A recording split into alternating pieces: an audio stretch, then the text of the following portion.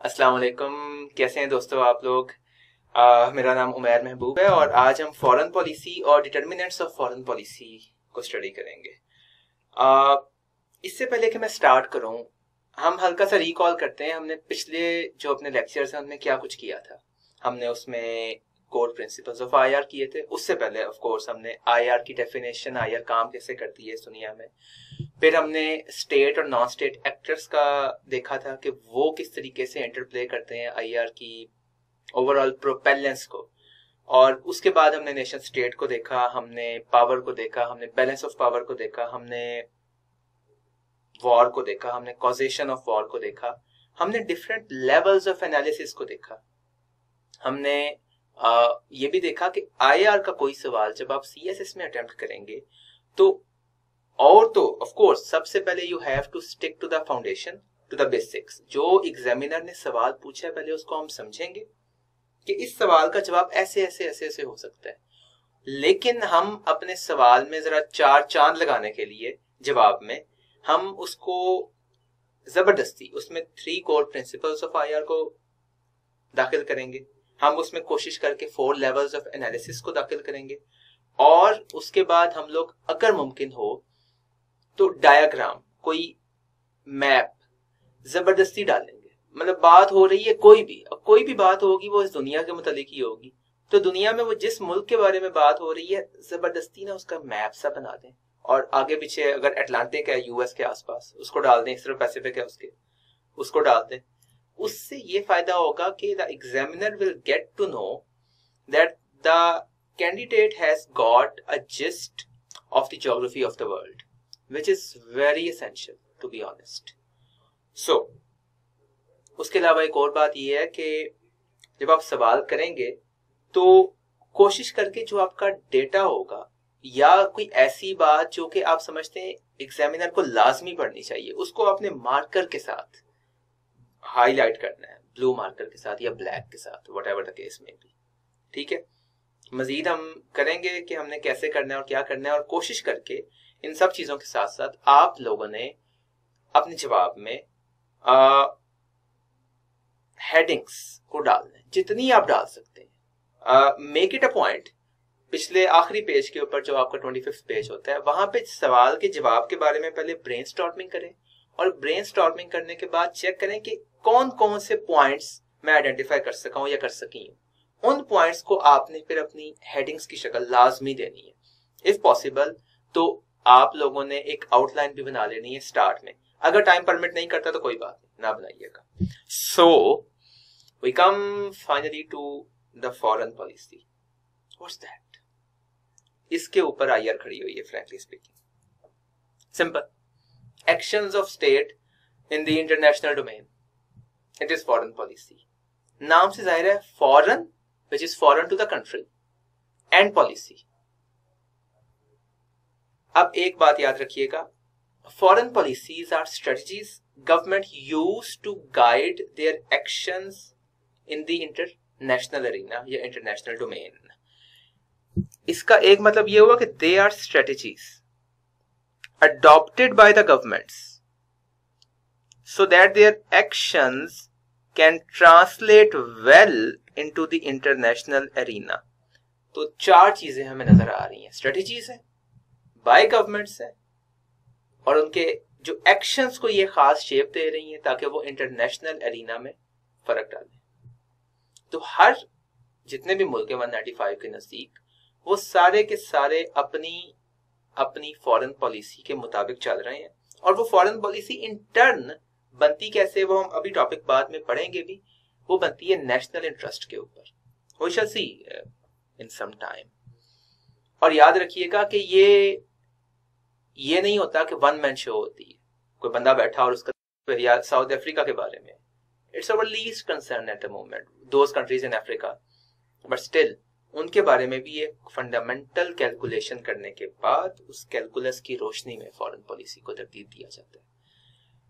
And again, the foreign policy is not made in isolation, it's a product of many factors, historical, cultural, ideological, economic and geopolitical. इन सब चीजों को मलूज़े खातिर रखने के बाद हम फॉरेन पॉलिसी को तरतीब देते होते हैं। देन एक बात याद रखिएगा कि स्टेट्स तो हैं ही हैं, लेकिन स्टेट्स को इनपुट कौन दे रहा है? वो दे रहे हैं सब स्टेट एक्टर्स, यानी कि जो स्टेट के नीचे हैं, स्टेट के अंदर है, आप ऐसे कह लें। पहली, जिसमें आप लोगों ने आना है इंशाल्लाह, ब्यूरोक्रेसीज। दूसरी, डिप्लोमेट्स, फॉरेन सर्विस वाले। तीसरी, इंटर एजेंसी टेंशंस। हम अगेन मिसाल देखेंगे इसकी, मैं अभी नहीं बताऊंगा आपको, कि different agencies, different government ministries, उनका अपना अपना इंटरेस्ट होता है और उन सब का बेसिकली इंटरेस्ट कलेक्टिवली कंट्री के इंटरेस्ट के साथ मैच कर रहा होता है, जिसे कहते हैं एंड सेम होता है, मीन्स डिफरेंट होते हैं। मिनिस्ट्री ऑफ फॉरेन अफेयर्स का माइट भी किसी एक पर्टिकुलर नुक्ते के ऊपर इंटरेस्ट कुछ और हो उस वक्त, वो भी यही कहेंगे कि हम पाकिस्तान के हक के लिए पाकिस्तान के फायदे के लिए बात कर रहे हैं।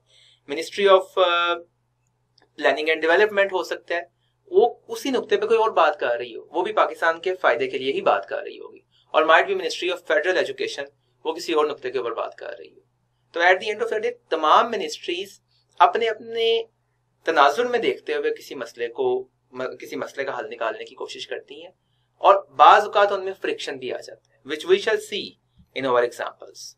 इंटरेस्ट ग्रुप्स होते हैं बहुत ज्यादा, डिपेंड करता है कि आप ट्रेड को ज्यादा फरोग देना चाहते हैं, आप सिक्योरिटी को ज्यादा फरोग देना चाहते हैं, आप किस तरीके से, बिकॉज हमारे पास रिसोर्सेज दोस्तों याद रखिएगा लिमिटेड होते हैं।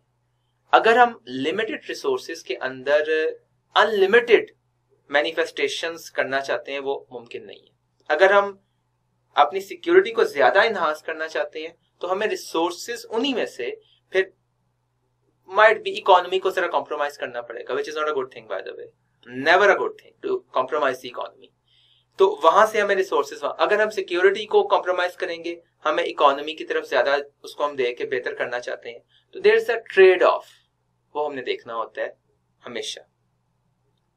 प्लस उस मुल्क की जो मिलिट्री इंडस्ट्रियल कॉम्प्लेक्स होती है, वो डिटर्मिनेशन करती होती है कि कोई भी किसी भी किस्म की जो पॉलिसी है उसका इम्पैक्ट क्या होगा दुनिया के ऊपर और उस मुल्क के ऊपर। अगर एक स्ट्रॉन्ग स्टेट है, उसका मिलिट्री इंडस्ट्रियल कॉम्प्लेक्स स्ट्रॉन्ग है, जैसे यूएस है, जैसे चाइना है, तो फिर वो एग्रेशन के साथ अपनी फॉरेन पॉलिसी को ना सिर्फ प्रोपगेट करती है बल्कि एक्चुअलाइज करने की भी कोशिश करती है। And then are the legislatures, जिस तरह मैंने आपको पिछले कुछ लेक्चर्स में ये बात बताई होगी कि जब 2003 में इराक वॉर हुई है, उस वक्त यूएस कांग्रेस में हॉक्स ज्यादा इकट्ठे हो गए थे, हार्डकोर कंजर्वेटिव्स। उन्होंने बुश एडमिनिस्ट्रेशन को ये प्रेस किया था कि आप अटैक करें।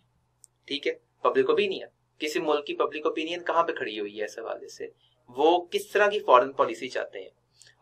इस वक्त आपके पास बहुत अच्छी मिसाल है कि जो इंडिया ने जिस तरीके से unilaterally by sheer disregard of international norms and traditions and law Kashmir के हवाले से अपना 370 आर्टिकल को खत्म किया है और वहां पे कर्फ्यू नाफिज किया हुआ है, वो इंटरनेशनल यूएन चार्टर की तौहीन है। ठीक है, और अब इंडिया के हवाले से कोई हमारा लीडर कहे कि मैंने दोस्ती करनी है उनके साथ, कश्मीर की बात चलती रहेगी बाद में, क्या पब्लिक इस बात की पब्लिक ओपिनियन इस बात की परमिशन देगी? आपको पता नहीं, कभी भी नहीं देंगे हम लोग, हमसे मुराद public. So public opinion invariably democracies के अंदर, ये बात याद रखिएगा, अफेक्ट करती है गवर्नमेंट के एक्शंस को। अच्छा जी, फॉरेन पॉलिसी के ऑब्जेक्टिव्स क्या होते हैं? सोचने वाली बात है कि हम करते क्यों हैं। कुछ खास ऐसे होंगी चीजें कि जिनको फॉरेन पॉलिसी ने प्रोटेक्शन देनी होती है, वो ये चीजें हैं, वो ये इतनी सीधी हैं कि आपको एक्सप्लेन करने की जरूरत नहीं है। Territorial integrity, maintenance of relations, national interest of a country, economic welfare of course, and enhancement of influence of course, not within the borders only but outside the borders also. ये होते हैं main objective interests, kinds of foreign policy.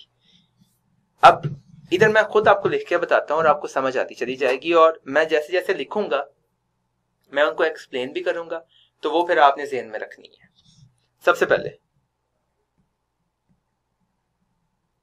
Offensive foreign policy, ये अमूमन follow करते हैं dictators. Defensive foreign policy ये अमूमन follow करती हैं डेमोक्रेसीज।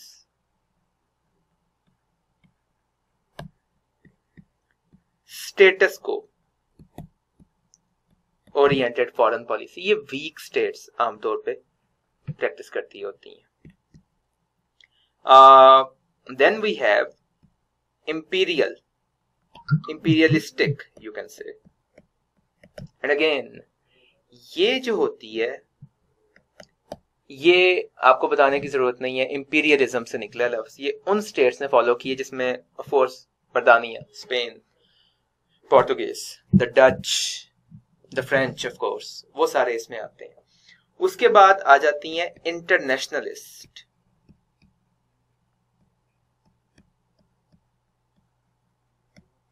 फॉरेन पॉलिसी ये वो स्टेट्स हैं जो कहती हैं कि हमें अपनी पैटी नेशनलिज्म से ऊपर जाके सोचना चाहिए और हमें एक वर्ल्ड गवर्नमेंट कायम करनी चाहिए। It's a type of a supra national body, और वो इंटरनेशनलिज्म को फरोग देते हैं। ठीक है, ऑल्दो अभी तक it is far from being the case, it is nowadays a concept that has gained quite a lot of momentum. Imperialistic, internationalist के बाद we have the isolationist. Again ये policy of non-participation इसमें आती है। ठीक है, then we have interventionist. Intervene करने से कि स्टेट्स इंटरवीन करती हैं, कुछ इंटरवीन नहीं करना चाहती हैं। आपको याद होगा सोवियत यूनियन ने काफी जगहों पे वैसे इंटरवेंशन की थी अपने जमाने में। 1968 चेकोस्लोवाकिया, 1979 डायरेक्ट इंटरवेंशन थी इन अफगानिस्तान। गेटिंग द पॉइंट और नॉट। फिर है हमारी अलाइंड। ये वो पॉलिसी है कि जिसके जरिए, पुरानी पॉलिसीज हैं इस 20वीं सेंचुरी की, ये वो पॉलिसी है जिसके जरिए स्टेट्स ने अपने आप को या ईस्टर्न ब्लॉक के साथ अलाइन कर दिया था या वेस्टर्न ब्लॉक के साथ in the after math of the world war 2 and during the cold war. फिर दूसरी आ जाती है इसी के उलट है नॉन अलाइंड। ये कहते हैं हमने किसी के साथ भी अलाइनमेंट नहीं करनी, ना कम्युनिज्म के साथ ना कैपिटलिस्टिक ब्लॉक के साथ in the 20th century again. And then we have the neutralist foreign policy. Again, they advocated neutrality both in World War I and II. तो इन चीजों के अंदर हम ब्रॉडली कैटेगराइज कर सकते हैं हर तरह के मुल्क को, कहीं ना कहीं इस स्पेक्ट्रम में वो फॉल करता होगा। क्लियर यहां तक बात? आगे चलते हैं।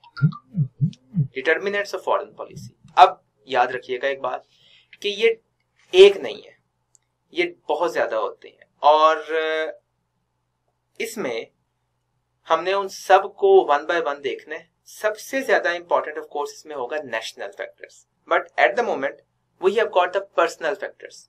और पर्सनल क्या होता है? ये इंडिविजुअल डिस्पोजिशंस या इडियोसिंक्रेसीज ऑफ द रूलर्स होते हैं। ऑफ कोर्स स्टेट जो है वो उसके ऊपर रूल तो एक बंदा कर रहा होता है। मैं डिक्टेटरशिप की बात नहीं कर रहा in the strictest sense of the word. अगर डेमोक्रेसीज भी हों तो लीडर तो at the end of the day एक ही होता है। 1945 में जब जापान के हिरोशिमा और नागासाकी के ऊपर हमला किया गया था थ्रू द एटॉमिक बॉम्ब, तो उस वक्त भी आपको याद होगा ट्रूमैन ने यस किया था तो हमला हुआ था। रॉबर्ट ओपेनहाइमर ने एटॉमिक बॉम्ब बना दिया था। एक किताब है the elements of moral philosophy, तो उसके अंदर भी चैप्टर का स्टार्ट वैसे ही करते हैं कि when Truman had one morning on his table he found and there was written a statement the buck stops here, the bomb has been created and the buck stops here, now you have to take the final of the decisions. अगर Truman कहे कि नहीं चलाना तो atom bomb नहीं चलना था, चाहे ब्यूरोक्रेसीज कहती रहे, because he is the president ना, और he is the prime minister whatever किसी और मुल्क में जहां पे पार्लियामेंट हो। तो पर्सनल फैक्टर्स उस लीडर के बहुत मैटर करते हैं। अगर हिटलर की जगह कोई और बंदा वाइमार रिपब्लिक का में ऊपर आ जाता या वाइमार रिपब्लिक के बाद आता, तो क्या वर्ल्ड वॉर 2 हो सकती? ऑल्दो पीछे की तरफ देखकर कोई भी अंदाजा लगाना मुश्किल नहीं होता। इसको कहते हैं हाइंडसाइट फैलेसी। सेपियंस के अंदर युवल नोह हरारी इस बात का जिक्र भी करते हैं कि पीछे देखकर कोई बात कहना बड़ा आसान है जी, नहीं जी ऐसे ही होना था। आज कोई हमें बता सकता है कि 2020 में क्या होगा? हम प्रोफेटिकली कह सकते हैं कि यार ऐसा ऐसा हो सकता है। क्या 2010 में किसी बंदे को पता था कि एकदम वो अजीजी जो है अपने आप को इमोलेट करेगा और 2011 में अरब स्प्रिंग आ जाएगी? अब पीछे देखकर कहना जी वहां के हालात ऐसे थे, वहां के हालात ऐसे थे, वो तो आके रहनी थी। No one can prophetically consummate his opinion about something that is going to happen in the future. तो ये तो काम है ही नहीं हमारा, ये काम तो गॉड्स का है, ठीक है? वो ही कर सकते हैं और उन्हीं को पता है कि आगे क्या होगा। दूसरी चीज, behavioural factors. Again ministers, bureaucracies, government agencies, main उनके लीडर्स वो डिफर करते हैं। माइट बी जो चाइनीज कम्युनिस्ट पार्टी का लीडर है वो डिफरेंट हो ब्रिटिश प्राइम मिनिस्टर से, तो बिहेवियर उनके डिफर करते हैं, उस लिहाज से जो उनकी फॉरेन पॉलिसी है वो डिफर करेगी। Then there come the structural factors. Again जो सी नेशन शार्पली डिवाइडेड है रिलीजन पे, कास्ट पे, क्रीड पे, they can not pursue effective foreign policy. याद रखिएगा ये वाली बात। और जो सी नेशन होमोजीनियस है वो अच्छे तरीके से फॉरेन पॉलिसी को यूनिफॉर्मली परसू कर सकती है, बिकॉज कोई लेग पुलिंग वाला सीन उसमें इन्वॉल्व नहीं होता। Then we have the national factors. यहाँ पे हम अगले लेक्चर से स्टार्ट करते हैं बिकॉज ये इंपॉर्टेंट है। So we meet in the next lecture. Don't forget to like my Facebook, my WhatsApp page also. Thank you.